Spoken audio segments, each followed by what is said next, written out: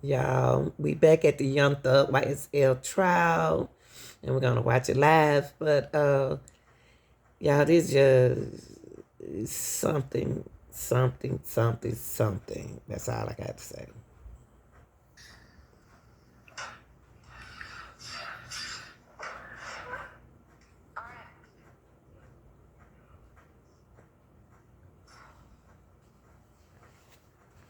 We have, I need a few more minutes. I've got 7 documents that I'm going through trying to parse out what is different between each of those documents. I'm on number 5, and we're doing it together. It might be easy. Do you want to tell them what the differences are in each document? That might make it easier. You probably know what they are. If you've got 3 or 5 of them? All right, so just on between 5 and 6 and 6 and 7 then.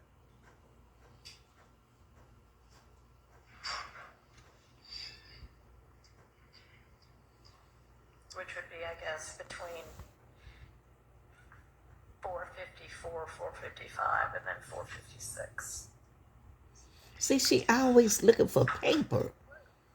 Why she not in order to be an attorney? I don't understand it. Look at Miss Love looking for work, y'all. Look, looking up on the paper.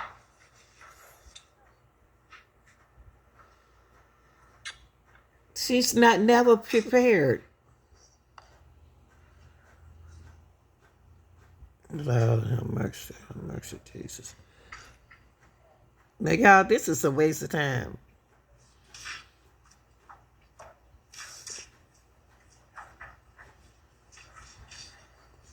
It's her notes, and she asking him about her notes.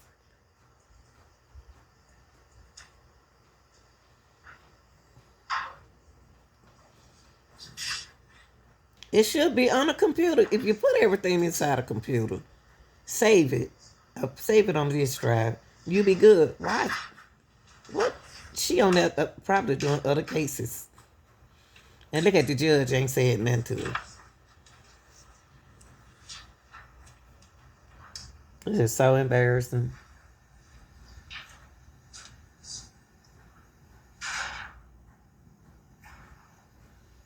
This is so embarrassing, y'all.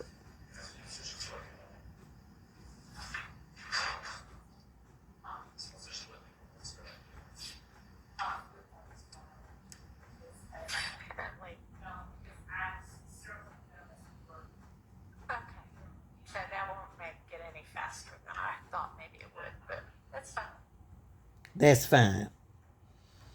Yeah, see, So are you going to be asking details about, is it what the changes were or just that there were changes? That there were changes in potentially what they were. All right. and she don't have it. I Yeah. guess I'll wait until we're ready to discuss the whole thing. I've got a position in regards to the admissibility of all of these documents. Okay. What's together. that? Let me say this first, though, because we did have a discussion previously about candor. And I made a statement when we were at the bench in regards to what I thought was the applicability of Code Section 24-4-410. Taking a closer look at it, I don't think it applies. I think you're correct that it does not apply. And so let's All right. take that off the Okay. table. All right. I will tell you that my overall objection is that I'm opposed to any of these documents coming in for a couple of reasons. And I know what the state has described them to be, that these are correspondences between the state and Mr. Riot in regards to this evolving, allegedly, plea agreement. I'll state for the record that the one thing I do have is an initial email from the state to Mr. Wright. I don't see, and we've not been provided, and the state can let me know whether they have them, any responses, email responses from Mr. Wright that would kind of inform us as to what are the discussions that are going back and forth. So I don't know what Mr. Wright's responses are. If he, for example, sends some suggestions as to this is what I want changed, or this is what my client says. So I just don't, I can't address that.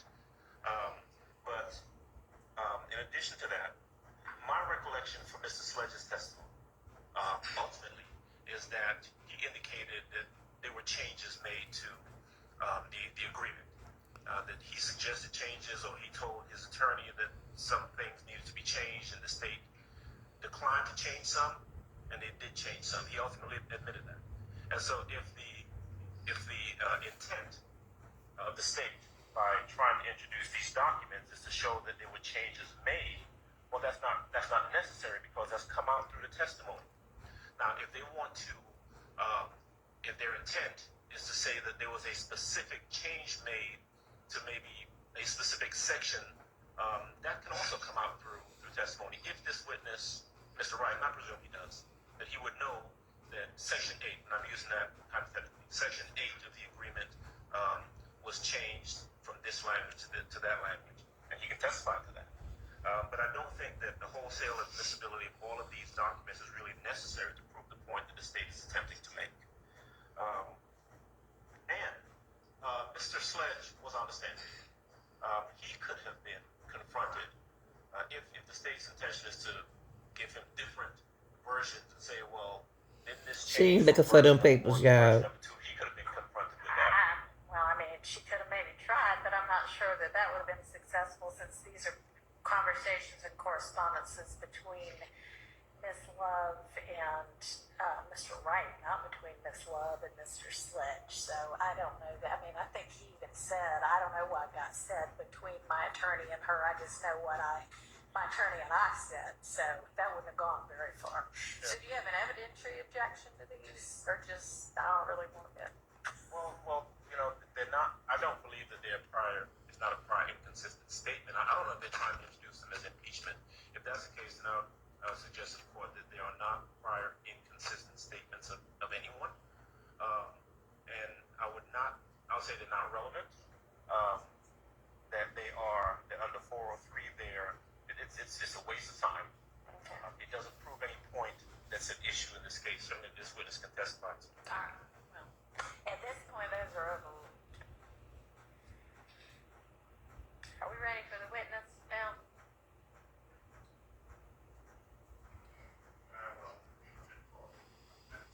My love still ain't found that paperwork yet. This court is so unorganized. You can talk during his 2 minutes if you'd like to.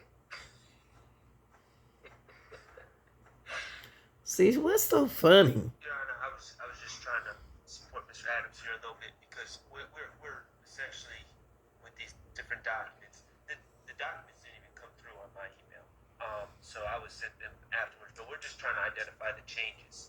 So it's just taking us. Okay, get 2 more minutes. Look, y'all. The state still haven't found those changes that they on the documents. What are they doing at that table? Are they doing work? I'm through. Y'all tell me what y'all think. Do y'all think that the state really prepared herself? I think that she thought that Mr. Glanville was gonna be over the case, and when it switched over to Miss Whittaker, then she got to get that paperwork right. See, she didn't have that paperwork right with Glanville's allegedly, but with this court here, she has to be ready. Or not, but he is on the stand, so if they don't end up using him, maybe y'all can get him in if you want to. Well, we don't have them. If they exist, and I guess I'm asking the state to indicate whether or not those items exist. Were their responses? I think that when Mr. Wright responded, it was via telephone call. I'll check my email to ensure that I'm not inaccurate, but I think that it all happened. I would send him something, we'd have a conversation, I'd send him something in response, but he can correct that, and